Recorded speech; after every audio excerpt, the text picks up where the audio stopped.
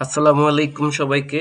Daily IT একাডেমির premium data entry কোর্সের ৩ নম্বর ক্লাসে আপনাদের সবাইকে স্বাগত জানাচ্ছি। আমি মোহাম্মদ ফিরোজ। আজকের তৃতীয় ক্লাসে আমরা মাইক্রোসফট ওয়ার্ড এবং গুগল ডক্স দিয়ে কিভাবে ডেটা এন্ট্রি করতে হয় এই বিষয় নিয়ে আলোচনা করব।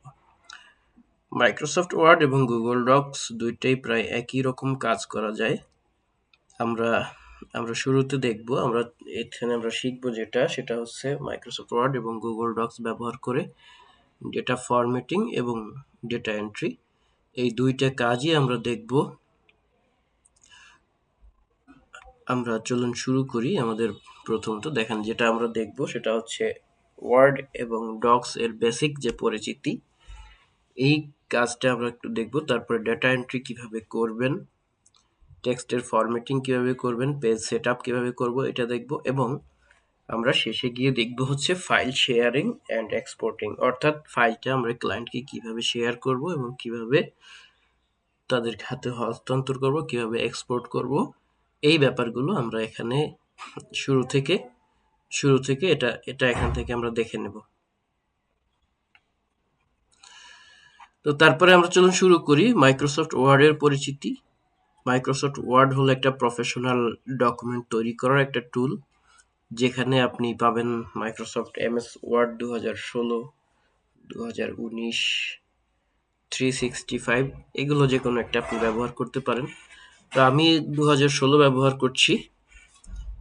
এখানে এখানে আপনারা ফ্রিল্যান্সিং এর জন্য ওয়ার্ডের কিছু যে কাজ আমরা ব্যবহার করব, ফ্রিল্যান্সিং এ এই ওয়ার্ডটা যে কাজে ব্যবহার করব তার মধ্যে প্রথমে রয়েছে সার্ভে রিপোর্ট তৈরি করার জন্য, ফর্ম ফিল আপ কাজের জন্য, তারপরে কন্টেন্ট টাইপিং এবং বুক ফরম্যাটিং এর যে কাজগুলো আছে, এই সব কাজের ক্ষেত্রে আমরা সাধারণত এমএস ওয়ার্ড, মাইক্রোসফট ওয়ার্ডটাকে ব্যবহার করে থাকি। ওয়ার্ড দিয়ে আমরা এখানে কি কি কাজ করতে পারবো? টাইপিং করতে পারবো, এখানে এখানে কপি পেস্ট করতে পারবো, এখানে আমরা এই ডকুমেন্টস গুলোকে সাজাতে পারবো, ক্লায়েন্টদের দেওয়া ফাইল পিডিএফ করতে পারবো, এখানে হ্যাঁ ওয়ার্ড টাইপ করতে পারবো। আচ্ছা, আপনি যদি প্রজেক্ট পান সেক্ষেত্রে আপনি পিডিএফ বা ওয়ার্ড বা ডাটা টাইপিং এমএস ওয়ার্ড নিয়ে কাজ করেন, তাহলে এই স্কিলটি আপনার কাজে লাগবে। আচ্ছা, এরপরে দেখেন এই ফরম্যাটিং আমাদের শেখা কেন দরকার, এটা আমরা একটু দেখি।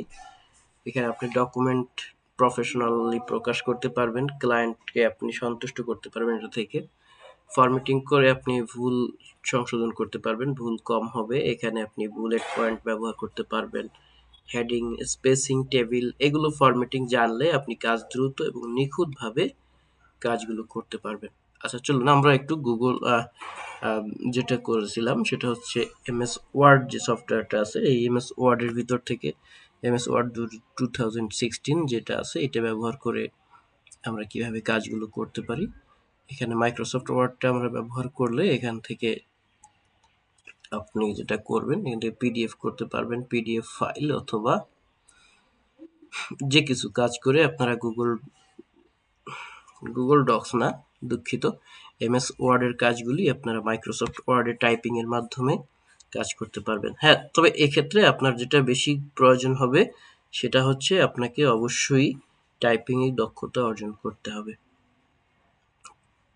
তো টাইপিং এর দক্ষতা অর্জন করার জন্য আমি আপনাদেরকে যে ফরম্যাটটা আগে দেখিয়ে দিয়েছিলাম পূর্বের ক্লাসে, সেটা হচ্ছে যে আপনি কি করবেন, আপনি সেখানে গিয়ে টাইপিং এর প্র্যাকটিস গুলো প্রতিদিন যদি করেন, তাহলে আপনি এখানে এমএস ওয়ার্ডের যে টাইপিং এর ব্যাপারটা আছে সেটা আপনি খুব ইজিলি কাজ করতে পারবেন। এরপরে দেখুন আসি গুগল ডক্স। এই গুগল ডক্সটা কোথায় পাবো? গুগল ডক্স কি? এটা হচ্ছে, গুগল ডক্স হলো অনলাইনে কাজ করার একটা পদ্ধতি।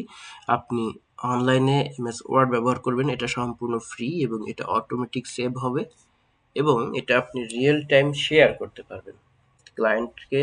অনেক ক্লায়েন্ট ওয়ার্ড ফাইল না চেয়ে এরা কি করে, এরা গুগল ডক্স চায় যেন তারা এটা সরাসরি রিভিউ দিতে পারে অনলাইনেই, অনলাইনে যেন তারা সরাসরি এটা দেখতে পারে। অর্থাৎ এটা অনলাইনে যদি আপনি কাজ করেন তাহলে এটা সরাসরি দেখতে পাবেন। যেমন আমি যদি আপনাদেরকে প্র্যাকটিক্যালি দেখাই, মনে করেন আমি এখান থেকে চলে গেলাম গুগল ক্রোমে গিয়ে একটা নতুন ট্যাব নেওয়া আছে আমার। এখান থেকে আমি যদি যাই হচ্ছে এই যে থ্রি ডট গুলোতে যাই, এখানে নিচের দিকে দেখেন ডক্স নামে যে অপশনটা পাচ্ছেন, এই ডক্স DOCS ডক্স, এখানে গিয়ে আপনি যদি নিউ অপশনে ক্লিক করেন, নিউ অপশনে ক্লিক করার পরে আপনি এখানে ওনারা যে ডেটাগুলো দিবে সেগুলো এখানে আপনারা টাইপ করবেন। ধরেন যা আছে, যে সমস্ত ডেটা আছে সেগুলো টাইপ করতে পারবেন। সেম MS ওয়ার্ডের মতোই এখানে ইনসার্ট দিয়ে আপনারা ইনসার্ট থেকে টেবিল, ইমেজ এগুলো ক্রিয়েট করতে পারবেন। যেহেতু আমরা ডেটা এন্ট্রি ক্লাস নিচ্ছি, ডেটা এন্ট্রি টাইপের জন্য যে ইনফরমেশনগুলো প্রয়োজন আপনারা সেইগুলো আমরা দেখাচ্ছি এখানে। এখানে আপনারা রিনেম, এই যে আননেম টাইটেল ডকুমেন্টস লেখা আছে, আনটাইটেল ডকুমেন্ট, এই আনটাইটেল ডকুমেন্টকে আপনারা একটা টাইটেল দিয়ে সেভ করতে পারেন। মনে করেন দিলাম যে স্টুডেন্টস ইনফো।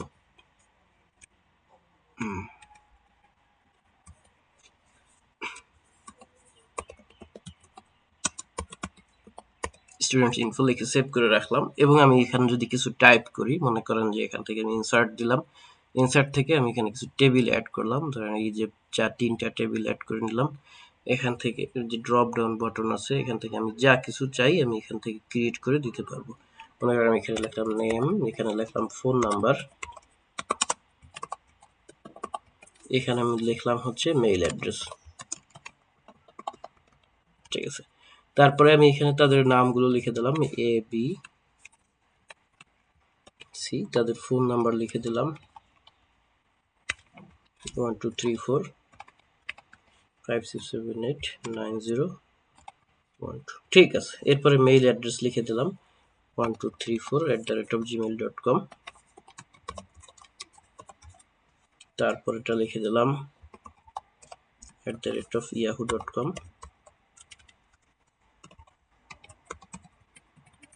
তারপরে আমরা এখানে লিখে দিলাম হচ্ছে @outlook.com।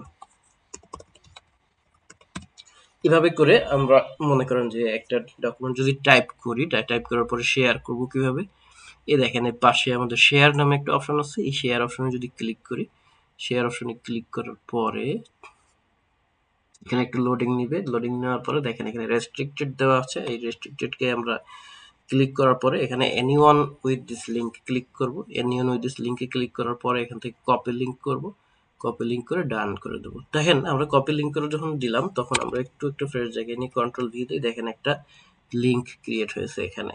তো এই লিঙ্কটাকে আমরা আরো শর্ট করে দিতে পারি। মনে করেন আমাদের তো এই লিঙ্কটা ক্রিয়েট হয়েছে, এই লিঙ্কটাকে যদি আমি ক্লায়েন্টের কাছে দিয়ে দিই, তাহলে ক্লায়েন্ট এই লিঙ্কে ক্লিক করে সরাসরি আপনি কি করছেন দেখতে পারবে, এবং সে সরাসরি আপনার কাজ শেষ হয়ে গেলে অটোমেটিক সে ফাইলটা হাতে পেয়ে যাবে। মনে করেন আমরা এই লিঙ্কটাকে আরেকটু শর্ট করে যদি দিতে চাই, এটা অনেক বড় একটা লিঙ্ক হয়েছে, প্রায় 2 লাইন, এটা আমি যদি শর্ট করে দিতে চাই তাহলে আমি এখানে লিখব টিনি ইউআরএল লিখে এখানে সার্চ করব। সার্চ করার পরে গুগলে টিনি ইউআরএল লিখে সার্চ করার পরে প্রথমে যে ওয়েবসাইটটা আমাদের শো করবে, এই ওয়েবসাইটের মধ্যে আমরা ঢুকে যাব। ঢোকার পরে দেখেন আমরা ফ্রিতে এই লিঙ্কটাকে শর্ট করতে পারবো। দেখেন এখানে লেখা আছে এন্টার লং লিঙ্ক হেয়ার, এখানে আমরা যদি কন্ট্রোল ভি দিয়ে এটা পেস্ট করে দিই, এখানে একটু ছোট ভেরিফাই হচ্ছে, ভেরিফাইং লেখা আসছে, ভেরিফাইটা শেষ হোক। এই যে verify you are not a robot click করলাম, হয়ে গেল। এখানে আছে শর্টেন ইউআরএল, শর্টেন ইউআরএল এ ক্লিক করলে দেখেন আমার লিঙ্কটা কিন্তু শর্ট হয়ে গেছে। এই যে শর্ট একটা লিঙ্ক চলে আসছে, এখানে কপি করে দিলাম, দেখেন আমার লিঙ্কটা কতটা শর্ট হয়েছে। এটা আমি ব্যাক স্পেস দিয়ে ক্লিক করে দেখেন এইটুকু একটা লিঙ্ক হয়েছে আমার এখন। আপনি যদি এখন এই লিঙ্কটাতে অন্য যে কোনো একটা, এটা আমি কপি করে নিলাম, কপি করে আমি মনে করেন আরেকটা ব্রাউজার দিয়ে বা অন্য একটা জায়গা থেকে আমি এখান থেকে দিয়ে দিলাম, কপি করে পেস্ট করলাম, দেখেন আমার সেম জায়গায় কিন্তু চলে গেছে। এই যে আমি দেখতে পাচ্ছি সেম জিনিসগুলো, কিন্তু এখানে কি হয়েছে, এখানে যে ঘটনাটা আমরা দেখতে পেলাম সেটা হচ্ছে যে লিঙ্কটা ছোট এবং স্মার্ট একটা লিঙ্ক এখানে ক্রিয়েট হয়েছে।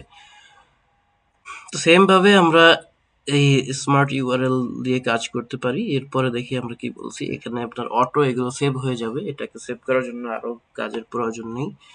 আমরা দেখেন আর এরপরে আমরা একটা তুলনামূলক আলোচনাও দেখব এখান থেকে। গুগল ডক্স এর যে কাজগুলো, এই গুগল ডক্স নিয়ে এই কাজগুলো আপনারা আজকের মধ্যে অনেকখানি করবেন, অনেকখানি প্র্যাকটিস করবেন।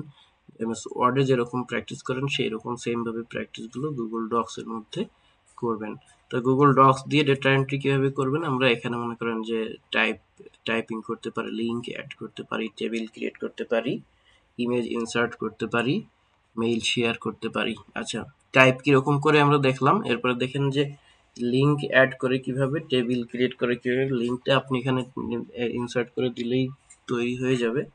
তারপর হচ্ছে ইমেজ ইনসার্ট। এই ইমেজ ইনসার্টটা একটু দেখে আসি, ইমেজ ইনসার্ট কিভাবে করবেন। আমরা চলে যাচ্ছি আবার সেই একই জায়গায় যেখানে গুগল ডক্স নিয়ে কাজ করেছিলাম।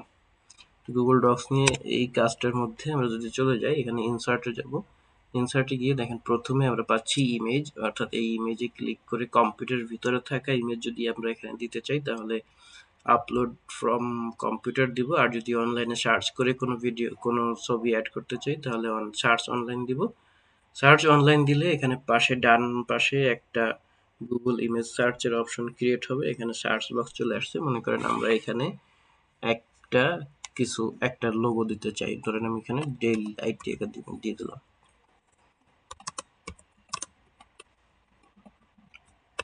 ডেইলি আইটি একাডেমি লিখে যখন সার্চ করলাম তখন দেখেন নিচে কি কি চলে আসছে, অনেক কিছু চলে আসছে আমাদের এখানে। তো এখানে এটা হয়তো প্রপার এসইও করা একটা সিস্টেম নাই। আমি এখানে ধরেন যে আমার একটা কিছু লিখে দিলাম, ফিরোজ লিখে দিলাম, MD Firoz, Firoz creative, creative দিয়ে দিলাম। দেখি এখানে কি আসে। এখানে অনেক ছবি চলে আসছে আপনারা দেখতে পাচ্ছেন। আরো নিচের দিকে যদি যাই, ক্রিয়েটিভের পরে যদি ল্যাব দিয়ে দেই তাহলে দেখেন এই যে, আচ্ছা যাই আসছে না কেন, আমরা এখানে যে ছবি দিয়ে সার্চ করব একটা ছবি আমাদের এখানে সার্চের লিংক তারা দিয়ে দেবে। হ্যাঁ, যে কি ছবি লাগবে, মনে করেন আমার একটা বাটারফ্লাই লাগবে, বাটারফ্লাই লিখে সার্চ করলাম, এই যে বাটারফ্লাই চলে আসছে। তো আমরা এখান থেকে এটাকে ক্লিক করে দিলাম। ক্লিক করার পরে যদি ইনসার্ট করি তাহলে ছবিটা এখানে চলে আসবে। তো সেম ভাবে আমরা এই ছবিটাকে এখান থেকে আমাদের মতো করে কাস্টমাইজ করতে পারবো। এই যে ছোট বানাতে পারবো, বড় বানাতে পারবো। এটা এখান থেকে যদি নড়াচড়া না করে তাহলে আমরা এটাকে বিহাইন্ড টেক্সটে দিয়ে দেবো। এই যে বিহাইন্ড টেক্সট দিলাম, এরপরে আমরা এটাকে নাড়াচাড়া করতে পারবো। বিহাইন্ড টেক্সট দেওয়ার পরে আমরা এটাকে কি করতে পারবো, মুভ করতে পারবো, এক জায়গা থেকে আরেক জায়গায় নিতে পারবো, এটা ছোট বড় বানাতে পারবো। তো এই গেল এ জায়গার আলোচনা গুগল মিট থেকে আমরা যে কাজগুলো করতে পারি। এবার দেখেন সহজে শেয়ার করতে পারবো লিংক অনুযায়ী, এটা তো আমরা দেখেছি, ঠিক আছে।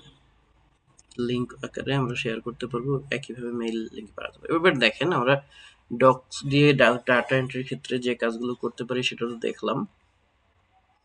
দুইটার মধ্যে গুগল ডক্স এবং ওয়ার্ক এবং এমএস ওয়ার্ড দুইটার মধ্যে কিছু পার্থক্য আছে, বেসিক পার্থক্য। এটা হচ্ছে আপনার, আমি একটা চার্ট আকারে সাজিয়েছি কাজের ব্যাপারে। দেখেন অফলাইনে গুগল ডক্স দিয়ে কাজ করা যায়, কিন্তু গুগল এমএস ওয়ার্ড দিয়ে অফলাইনে কাজ করা যায়। বাট গুগল ডক্স থেকে অফলাইনে কাজ করা যায় না। গুগল ডক্স এর কাজ হলো সব অনলাইনে, ঠিক আছে। গুগল ডক্স এর কাজ হচ্ছে পুরোটা অনলাইনে। হ্যাঁ, আর অটো সেভ যেটা, এটা এমএস ওয়ার্ডে অটো সেভ হবে না, কিন্তু গুগল ডক্সে অটো সেভ হবে। এরপরে হচ্ছে আপনার সহজে শেয়ারিং করা। এই সহজে শেয়ারিং করা গুগল ডক্স থেকে পারবেন আপনি, কিন্তু এমএস ওয়ার্ড থেকে আপনি সহজে শেয়ারিং করতে পারবেন না। এরপরে যেটা আছে সেটা হচ্ছে ফিচার রিচ। এখানে ফিচারের রিচ যেটা, সেটা হচ্ছে আপনি এই যে, অর্থাৎ এমএস ওয়ার্ডের যে রিচমেন্টটা এটা অনেকের কাছে বেশি, যেটা মানুষ বেশি জানে, হ্যাঁ, এমএস ওয়ার্ড সম্পর্কে, কিন্তু গুগল ডক্স সম্পর্কে এখনো মানুষ অতটা আহ, জানে না, অতটা এখনো ফ্যামিলিয়ার হয়নি গুগল ডক্স এর এই ব্যাপারটা। তবে দুইটা টুলই আপনার ব্যবহার করা দরকার, দুইটা টুলই আপনার দরকার, কারণ আপনি কোনটা ব্যবহার করবেন তা নির্ভর করবে আপনি যেসব প্রজেক্টের উপর কাজ করবেন সেই প্রজেক্টের উপর এটা ডিপেন্ড করবে। আচ্ছা, তো এটা আমরা মূলত মেইন ক্লাসের যে অপশনগুলো ছিল আপনারা এইটুকু প্র্যাকটিস করবেন। এখানে আমি প্র্যাকটিসে একটু কাজ দিয়ে রাখছি আপনাদের জন্য, সেটা হচ্ছে একটা ওয়ার্ড ফাইল তৈরি করবেন, সেখানে আপনার জীবন বৃত্তান্ত, আপনার সিভি ক্রিয়েট করবেন। আপনারা নিশ্চয়ই প্রফেশনাল সিভি ক্রিয়েটের অপশনটা কাজগুলো জানেন। আপনারা যেহেতু ডেটা এন্ট্রির কাজ শিখছেন, সো এমএস ওয়ার্ড, এক্সেল, পাওয়ার পয়েন্টের কাজ এগুলো আপনারা আগে থেকে জানেন। আপনারা যেটা করবেন, এটাকে একটা ফাইল ক্রিয়েট করবেন। ফাইলের মধ্যে আপনার ব্যক্তিগত সিভি তৈরি করবেন এবং এটা নিজে সম্পূর্ণ টাইপ করে তৈরি করবেন। আর একটা গুগল ডক্স ফাইল তৈরি করবেন। এখানে শেয়ারেবল একটা লিংক ক্রিয়েট করবেন এবং সেটাকে শর্টিং করবেন, লিংকটাকে শর্টিং করবেন এবং এটার মধ্যে একটা হেডিং বুলেট রাখবেন, তারপর টেবিল ক্রিয়েট করবেন এবং ইমেজ ক্রিয়েট করবেন। এই কাজটুকু আপনারা আজকে করে ফেলবেন। তো এই কাজটুকু সবাই করবেন আশা করি। আজকের ক্লাসে আমরা যেটা যেটা দেখলাম তার মধ্যে রয়েছে এমএস ওয়ার্ড এবং গুগল শিট, এই গুগল ডক্স, দুঃখিত গুগল শিট না, গুগল শিটের ক্লাস আমাদের এখনো হয়নি। গুগল ডক্স এবং এমএস ওয়ার্ড এই দুইটাকে আপনারা কিভাবে কোথায় ব্যবহার করবেন এটা দেখলাম এবং ডেটা এন্ট্রি ও ডেটা ফরম্যাটিং এই দুইটা কাজ আপনারা দেখলেন। ডেটা এন্ট্রি কিভাবে করব আমরা, যেটাকে টাইপ করে ফাইলটাকে আমরা শেয়ার করে দেব, এই তো। তো এখন এখানে আমরা আরো যেটা দেখলাম, তারপরে ফাইল তৈরি করা এবং ফাইল কিভাবে শেয়ার করব সেই অপশনটাও আমরা এখানে দেখলাম। এছাড়া এই যে স্কিলটা ছাড়া আপনি অনেক প্রজেক্ট কিন্তু করতে পারবেন না, তাই যত বেশি প্র্যাকটিস করবেন তত ভালো রেজাল্ট পাবেন। আশা করি আপনারা এই কাজগুলো আজকের মধ্যে শেষ করবেন। আজকে আমাদের এই ক্লাস 3 শেষ হয়ে গেল। এর মধ্যে যদি প্রশ্ন থাকে, আমরা এমএস এক্সেল দিয়ে ডাটা এন্ট্রি অটোমেশনের বেসিক যে কাজটা আছে সেইগুলো নিয়ে আগামী ক্লাসে আলোচনা করব। ততক্ষণ সবাই ভালো থাকবেন, হোমওয়ার্কগুলো করে রাখবেন। ততক্ষণ আশা করি পরের ক্লাসে দেখা হবে। ধন্যবাদ সবাইকে।